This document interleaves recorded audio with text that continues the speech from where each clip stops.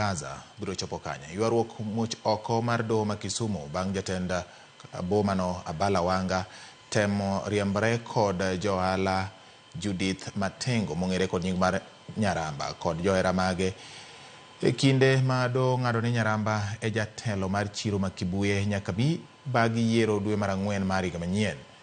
E kinde no johala oyango ni gisebedo ka gisandore ka gionge kata sitima, pi maler kod kata choo, kendo giwacho ni ok gibi yie mar neno ni gidhi nyime mar neno ni gidhi nyime gi sandruok ma kamano.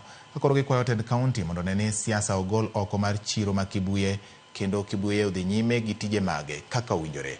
E kinde no bende maneja mar boma ma Kisumu Abala Wanga ilo tend kaunti ma Kisumu yango ni kata obedo ni bura ong'ado ni Nyaramba e jatend chiro ma Kibuye, pod gibiro dok e doho mar kwedo wachno. Kibuye top! Nyaka sani nitie pesa michoke choche tikele kaunti ka. Akwayo profesa ni nitie jomoko maketho nyingi to ketho nwa chiro. Akwayi ni mondi wuoth nikech ijara tiro. Iero gik madieri.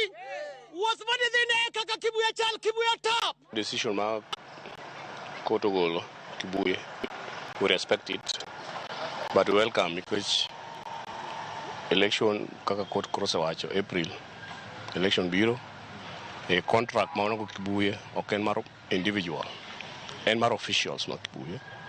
Koro officials ma Kibuye monego bed ni execute. Gimo kwadwar ni ng'ato dhi keto